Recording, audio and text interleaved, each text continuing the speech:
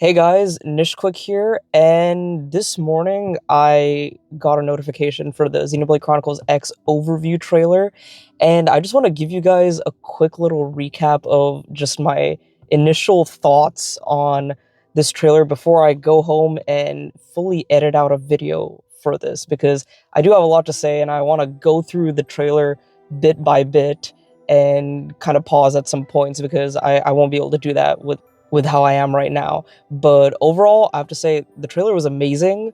I loved seeing a lot of the new cutscenes in HD and like with this new art style. It gives the game just a whole new great coat of paint. Also, the combat tutorial is actually pretty good in this overview trailer because they always do that. I remember for Xenoblade 1, they had like the voice actor for Dunban come in and be like, this is how you play the game, this is the mechanics, this is the combat, and of course they did that with the Xenoblade 3 Direct.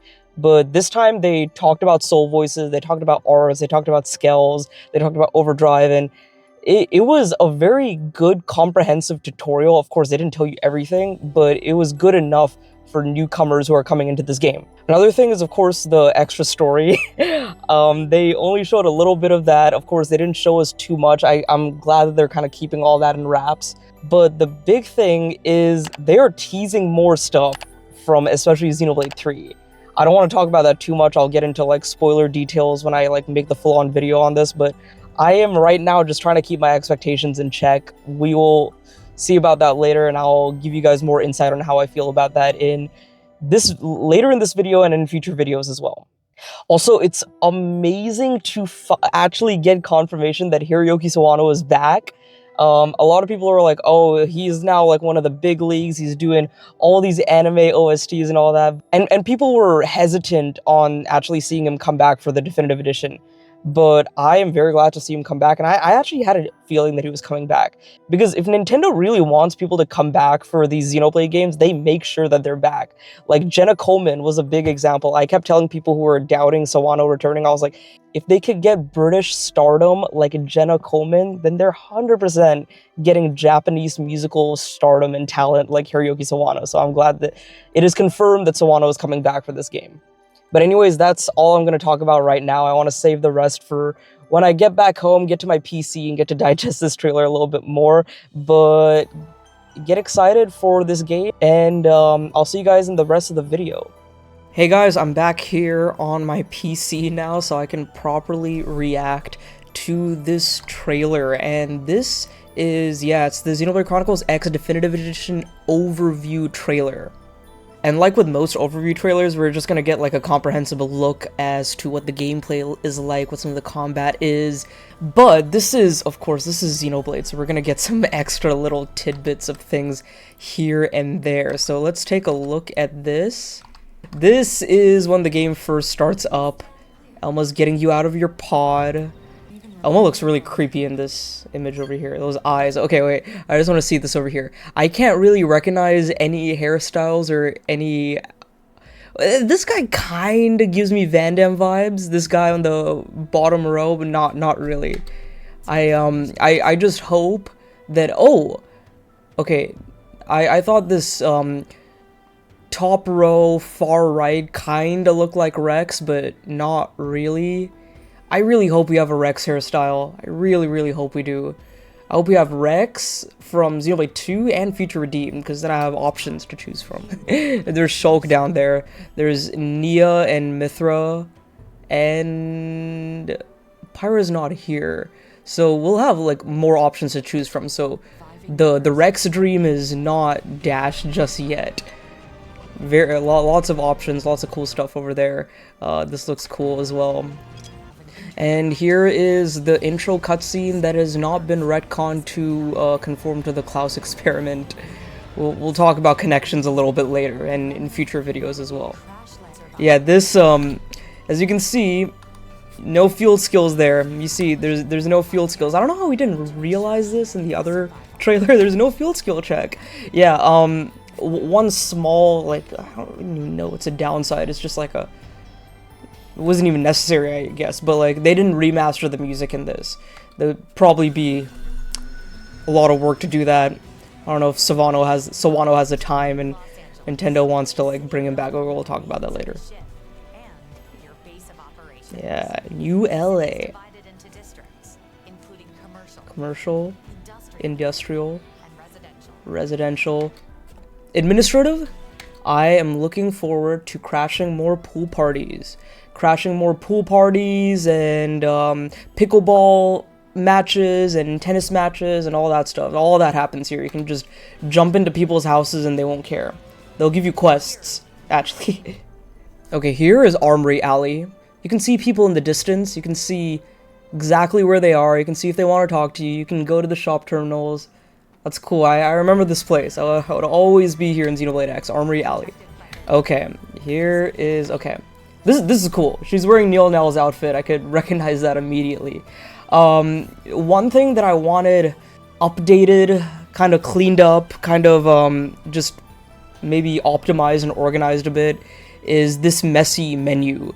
I don't remember if it looks exactly like how it does in the Wii U original, but it looks awfully similar, and that's fine.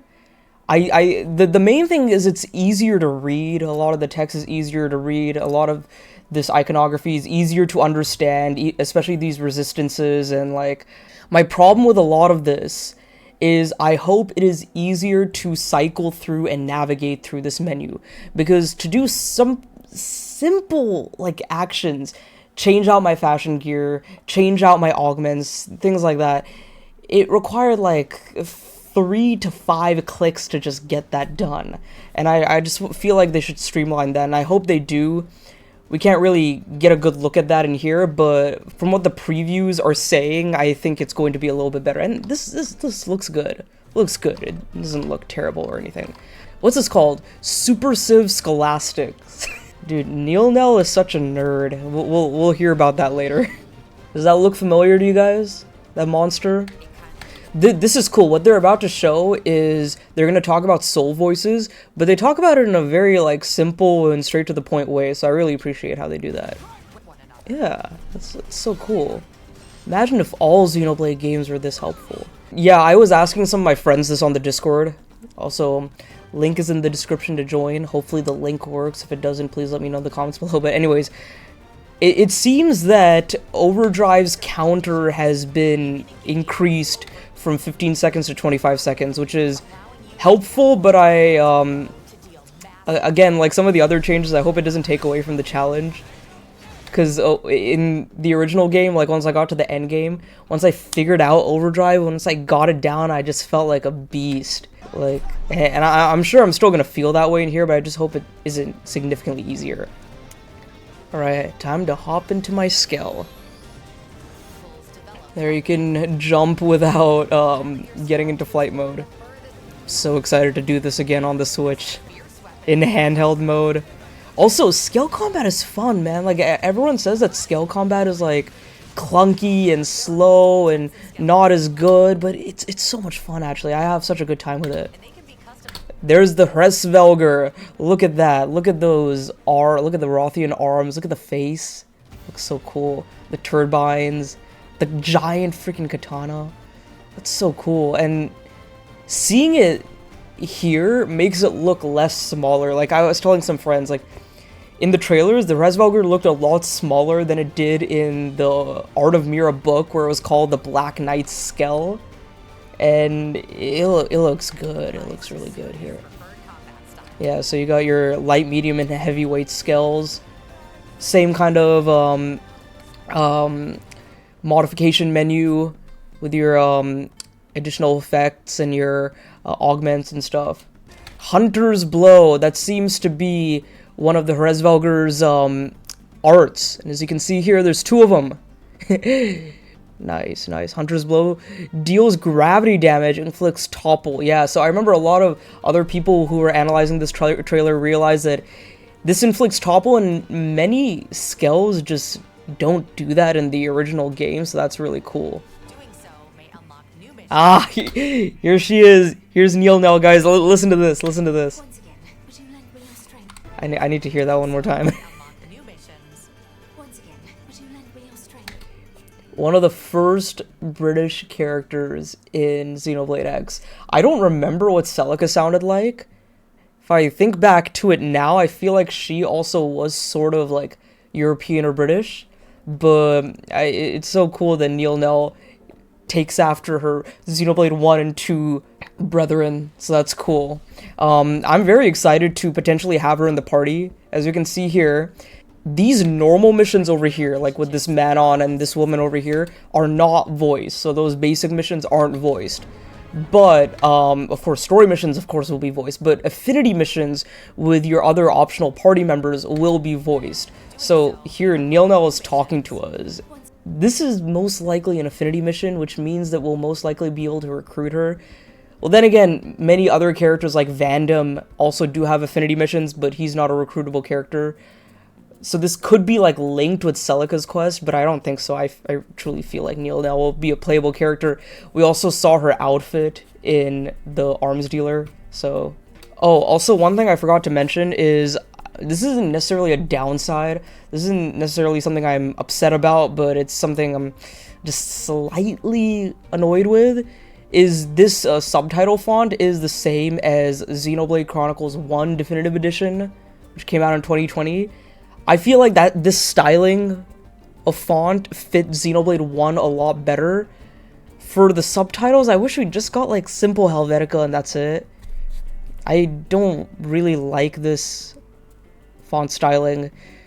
It's like a weird serif font. I'm not a fan, and it fits so much better in Xenoblade 1. It doesn't fit with the sci-fi theme of Xenoblade X, I think.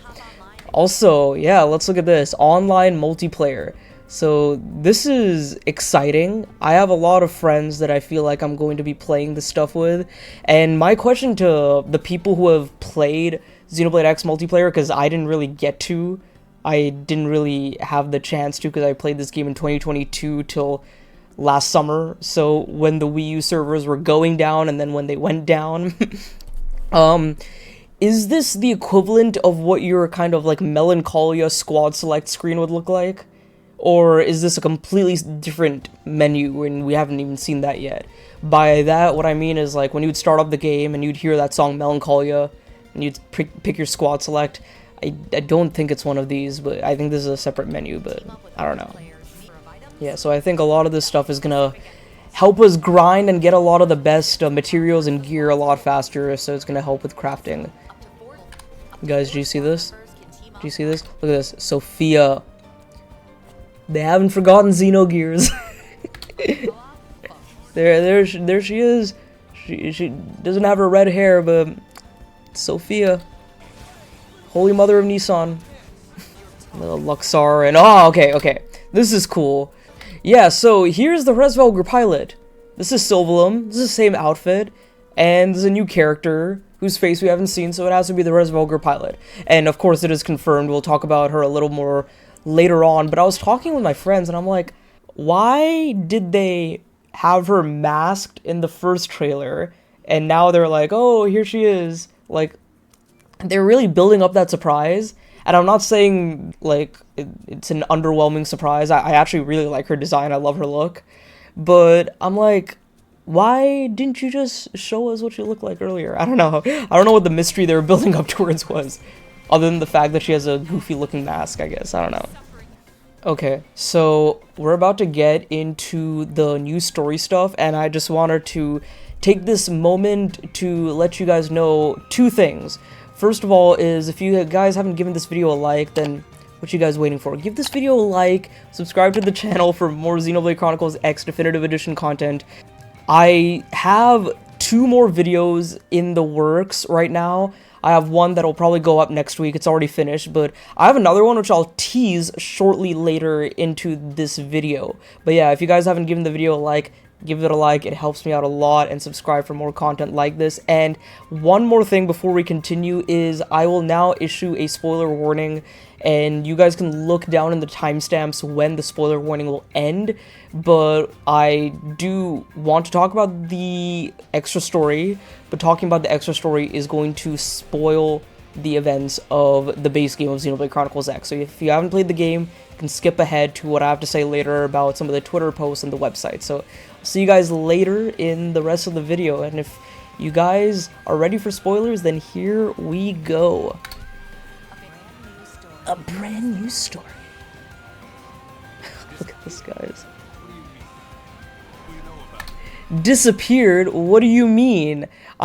First of all, I know a lot of people who are saying that this reminds them of the subspace emissary, like kind of like explosions that was like swallowing everything into the subspace. I see that, but also see some stuff over here. What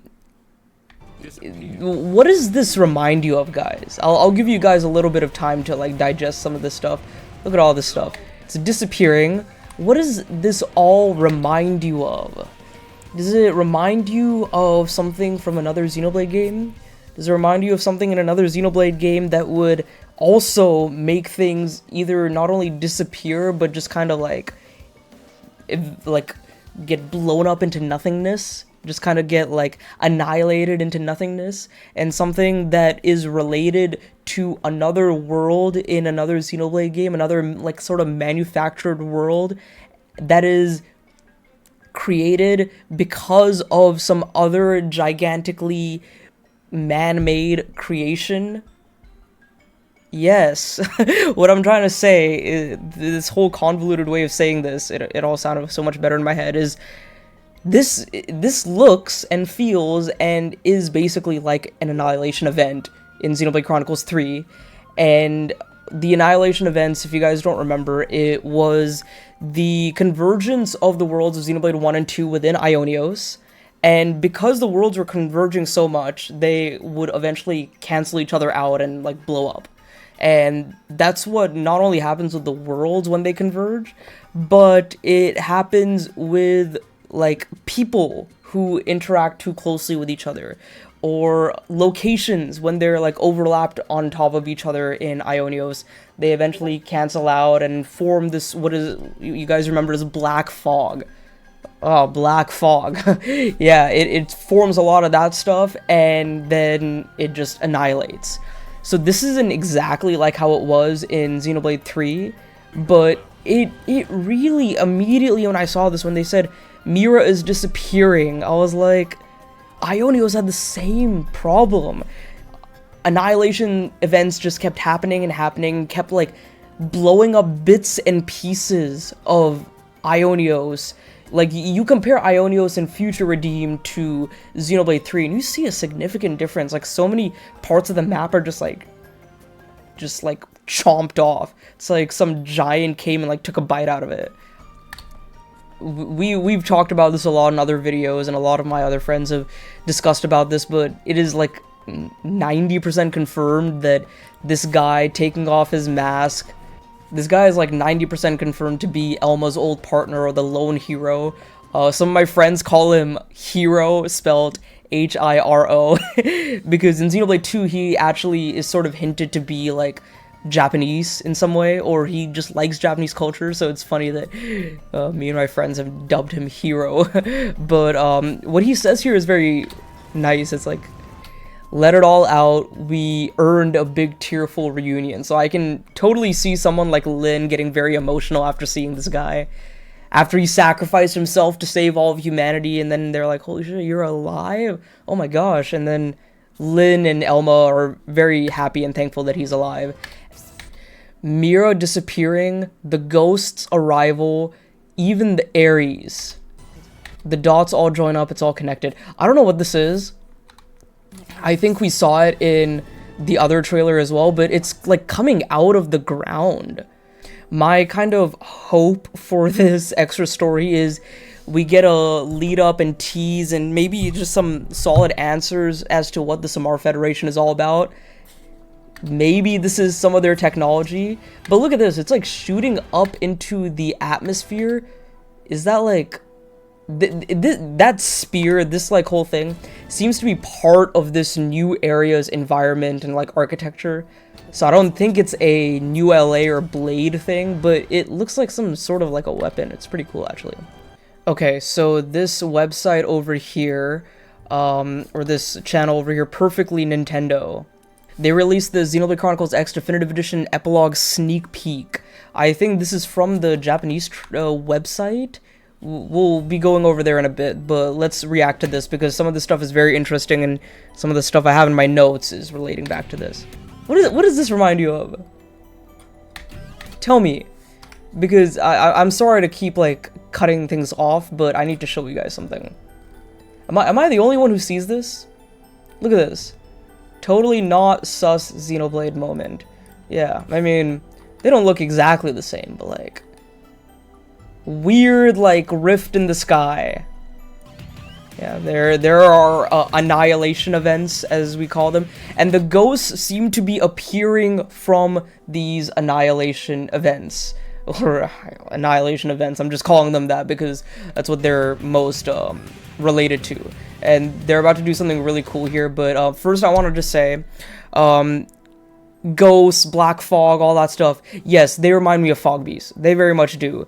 We're gonna see some Xenosaga connections as well, but me and my buddy Dumb Xeno have talked about how they also remind us of those Mobius monsters we see scattered throughout Origin.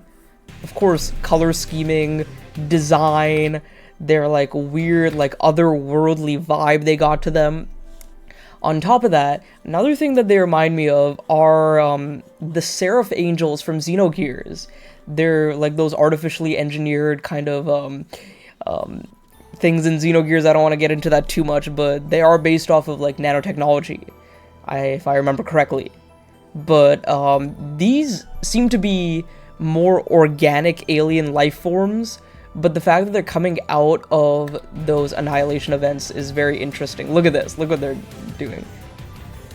They annihilate people, but from what it looks like, I need to see how Xenosaga does it, but it looks like they're dissolving these people into salt, which is what the Gnosis in Xenosaga could do as well. And I said the Mobius connection as well, but these ghosts seem to have a lot of Xenosaga Gnosis connections as well, and a lot of people have been talking about that ever since Xenoblade X came out, like back 10 years ago. A lot of people have been theorizing that there's some connection in terms of how Takahashi is presenting these otherworldly like monsters to be like. And you guys might know, I haven't played Xenosaga yet, so please don't spoil it in the comments down below. For those of you who haven't played Xenosaga, I'm not going to spoil anything, obviously, but just to give you an idea of what I remember or know the Gnosis to be, and I don't know if this is true or not, so you can politely and in a spoiler-free way, respectfully let me know in the comments below if I'm right or wrong about this, but the Gnosis are like manifestations of like lingering negative emotions boiling up in like just the atmosphere or something. Basically, it reminded, like when someone like described the Gnosis to me, it reminded me of Mobius in a way, because Mobius are like the remnants and the manifestation of lingering negative emotions of people who don't want to move forward, who don't want to live for the future. And that's what Mobius is, and they're not like a person, they're not a thing, they're an idea and a manifestation of that idea brought to life, sort of. I'm very interested to see if the Gnosis are actually these otherworldly beings that are not from like the domain of Mira and this world that Xenoblade X takes place in. So I guess we'll see that later. We'll see if they have like connections to Mobius or whatever, because like right now we are seeing a lot of connections to Xenoblade Chronicles 3, and I'll take the time to say this right now. They're heavy on these Xenoblade Chronicles 3 references, and even later in this trailer, see, they're about to get dissolved, and now we are saved by another Xenoblade Chronicles 3 reference. Yeah, of course, we talked about how the Ares is very similar to like an Ouroboros form, and we'll see a good look of it here. Very awesome cutscene, by the way. Very awesome. Yeah, look at that. It looks so cool, and look at all the cores and all that. Anyways, what's interesting is they're hammering home these things that they know that we can like see this. They know that we can pinpoint these references and like see them for ourselves.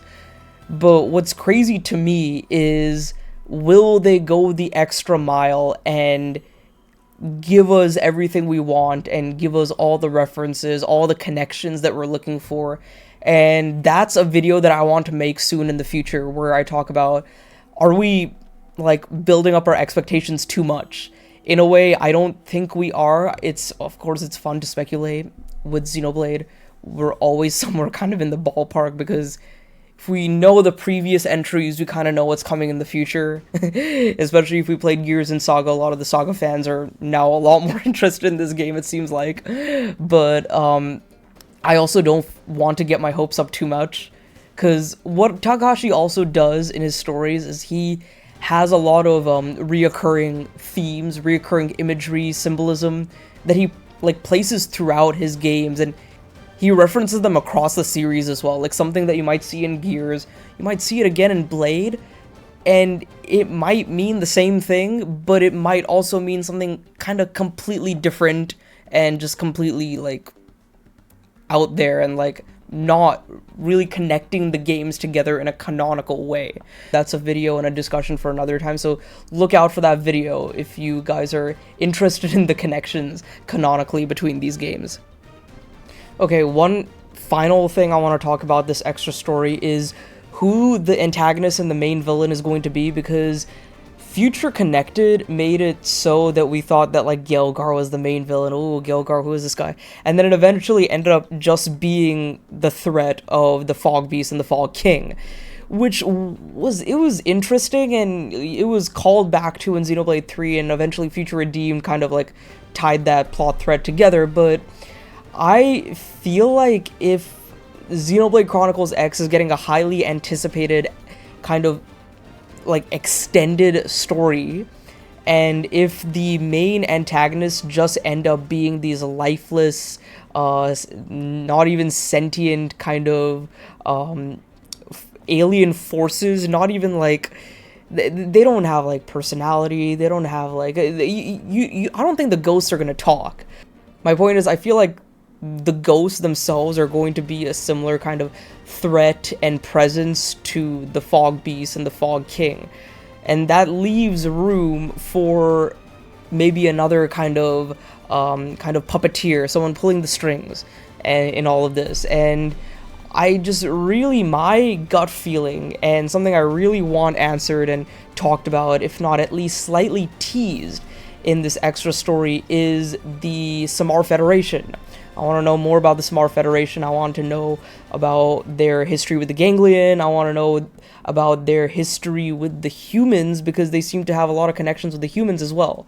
So I really, hopefully, truly, I kind of feel like Samar is going to play a role in this, and they would be much more interesting villains to the ghosts. Because imagine this, like, you're playing Xenoblade Chronicles X Definitive Edition, and you get to the extra story and you're like, oh, there's going to be so much more here, because the final boss for X is pretty cool. You fight Luxar, you fight the Vita, and then you fight Lao, who's like mutated in like this kind of DNA, and he turns into like this chimera, and it's a pretty cool fight, and there's a lot like at stake. You're not just fighting this like giant Fog King or anything.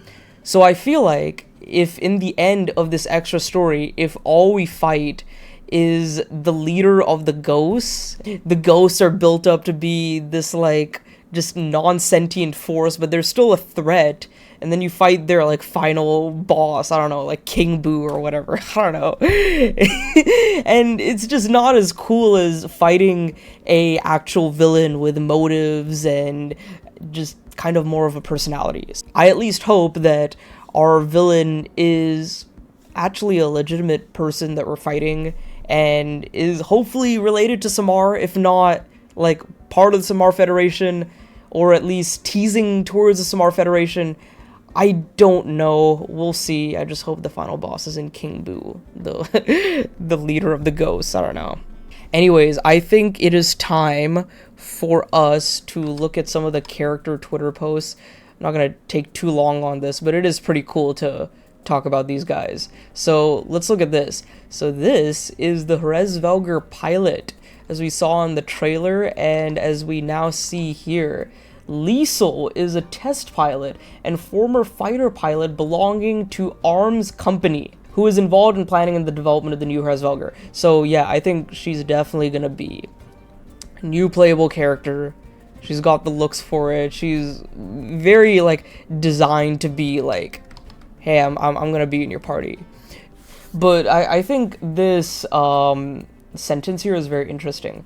Liesel is a test pilot and former fighter pilot belonging to ARMS Company. If I'm not mistaken, there are multiple ARMS companies that are working in ULA. Like, there's Granada and Sakuraba and so many others. So I don't know why they didn't specify which one she's from. I think I read somewhere or heard somewhere that she is German. So I don't remember if one of the arms manufacturers is German as well. So that's something to, I can look back into that. And here's Neil Nell. Awesome look, awesome design. And we saw Elma in this outfit as well. Neil Nell is an archaeologist studying alien civilizations. She's friendly, scholarly, and curious. She's very intrigued by the culture and customs of the people of Earth. So she's a very, like, smart and scholarly character. Very different from what I initially thought she would be like. Because in Art of Mira, she was shown as, like, this kind of, like, fierce kind of space warrior. And it's not to say that she won't be in this version of the game, because she still has that kind of design, and she's got that look, and she can easily, looks like she can hold her own in a fight. But I am very curious to see what her affinity missions are going to be like, how those two other Skells, the Albus and the Fervus, are going to incorporate into her story and all that. So I am very excited to finally have confirmation that this is Neil Nell in name and face and design and everything. So that's very exciting. Okay, this video is already getting very long, so I just want to scroll through this website real quick. It's gonna take a little bit. Okay, shortly after the end of the war in Central Life, a mysterious disappearance phenomenon occurs in various parts of Mira, I'm assuming. Yeah, the game was released on the Wii U in 2015. The story follows the final chapter of Xenoblade Chronicles X. It is drawn. The new chapter you'll only be able to play after the 12th chapter is cleared. So here is official confirmation that this is a continuation of the game. It is not like Future Connected, it is not like Future Redeemed, it's not like Torrent of the Golden Country. It swallows everything. Expand the area. There is no light left. Interesting. In order to follow you further, the new enemy, Ghost, that springs up from emptiness. I'm sorry if this translation is very off. Maybe I should get another better translation, but this is just what Mozilla Firefox is doing right now. Here is a very, very awesome render of the lone hero Skell, the Ares. That was just before the White Whale's Mira landed to destroy the enemy that is attacking. It was the Ares. He believed to be missing along with the... Yeah, so basically what it's saying over here is, like, the Ares was missing for a while after it was fighting with the ghosts.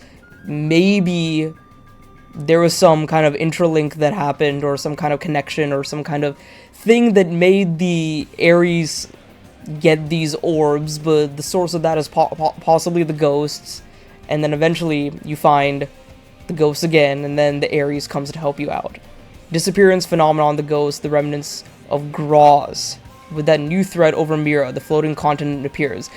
This sentence indicates that the floating continent will appear after the ghosts emerge from the shadows or whatever. So I don't know if this floating continent is related to those annihilation events, or I don't know what is going to trigger these floating islands or floating continents to just show up. I don't know if just the ghosts popping up will, like, trigger something and these islands will pop up, or if the annihilation events will just bite out and, like, mess up a bunch of areas in the world. I don't know. Earlier of those annihilation events and the ghosts, like, turning people into salt and all that. So very interesting stuff here. And overall, yeah, I'm just very, very, very excited for this game, Xenoblade Chronicles X Definitive Edition. This was a kind of a convoluted video that I did, but I just wanted to get my thoughts out there. especially in regards to all the extra story stuff and the ending and all the possible connections to Xenoblade Chronicles 3. So like I said earlier in this video, I have 2 videos in the works right now. One of them is, it's related to more of the exploration and just the feelings you get from exploring Mira, and how a lot of that is going to relate back to the feelings you might get from a game like Breath of the Wild and Tears of the Kingdom. And the other video that I have in the works is about the extra story of Xenoblade X and how that may or may not connect to Xenoblade 1, 2, and 3, and how we should kind of temper our expectations. So that's what I have in store. Like I said before, give this video a like. It helps me out a ton. I'm trying to hit 3,000 subscribers, and I would love to have that goal achieved by even before the Nintendo Switch 2 launches sometime this summer. So we'll see how that goes. I really appreciate all the support. Any and all support is greatly appreciated. And yeah, that's gonna probably do it for this video. I hope they kind of slow down a bit on the Xenoblade X stuff. We got 2 consecutive weeks worth of massive news. Kind of need a break right now, and I would appreciate it. But yeah, anyways, I'm really excited for this game. Let me know what you guys think about all of this in the comments down below, about the theories of the extra story and about some of the new characters and some of the things we saw in the trailer and all that. Let me know in the comments below what you thought of this overview trailer. This is Nishquick signing off. Have a great day. Go play some great games today, like a Xenoblade Chronicles game to get ready for Xenoblade X Definitive Edition on the Nintendo Switch. I'll see you guys in the next one later. Hey guys, this is Nishquick. Thank you so much for watching that video. And if you enjoyed it, check out these 2 videos on the left and maybe subscribe if you haven't on your way out. And big shout out to all my channel members whose names you can see on the screen right now. I'll see you guys in the next video. Later.